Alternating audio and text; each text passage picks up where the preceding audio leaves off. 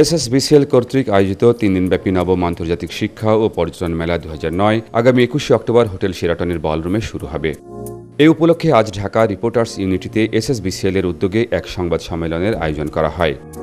সংবাদ সম্মেলনে উপস্থিত ছিলেন এসএসবিসিএল এর চেয়ারম্যান ও ব্যবস্থাপনা পরিচালক সুমন তালুকদার, ইস্টার্ন ব্যাংক লিমিটেডের vice president Mohammad Kamruzzaman, horticulture skill অস্ট্রেলিয়ার বিজনেস ডেভেলপমেন্ট অফিসার পাম রায়ান, ক্যারিয়ার লাইফ কলেজের সিইও নিগেল ফিলিস, ভাষা শিক্ষাবিদ জিয়াদ লতিফ এবং ড উৎপল কুমার সরকার।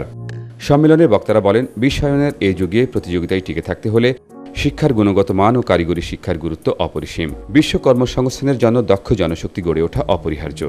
এবারের মেলায় বহির্বিশ্বের ৮০টি শিক্ষা প্রতিষ্ঠান এবং বাংলাদেশের পর্যটন ও ট্যুর অপারেটররা অংশ নিচ্ছে। উল্লেখ্য, এসএসবিসিএল কর্তৃক আয়োজিত আন্তর্জাতিক শিক্ষা ও পর্যটন মেলা আগামী ২১শে অক্টোবর সকাল ৯টায় উদ্বোধন করবেন বেসামরিক বিমান ও পর্যটন মন্ত্রী জিএম কাদের। মেলা সবার জন্য উন্মুক্ত থাকবে। ইন্টারন্যাশনাল এডুকেশন এক্সিবিশন আর এডুকেশন ট্যুরিজম এক্সিবিশন করার মূল উদ্দেশ্য কিন্তু অ্যাওয়ারনেস তৈরি করা। যারা বিদেশে পড়তে যায় তারা যেন সঠিক তথ্য এই মেলা থেকে আহরণ করতে পারে, যার জন্য ১৭টা দেশের বিভিন্ন ইউনিভার্সিটি ইনস্টিটিউট এখানে আছে। সে বিভিন্ন ইউনিভার্সিটি এখান থেকে স্পট অফার দিবেন বা স্পট অ্যাসেসমেন্ট করবেন, যেটা তাদের দরকার, যেটা হয়তো তারা অনেক পয়সা খরচ করে বিদেশে যোগাযোগ করে বা টেলিফোন, ইমেল বা ফ্যাক্স করে আনতে পারবে, সেটা এখান থেকে নিতে পারবে।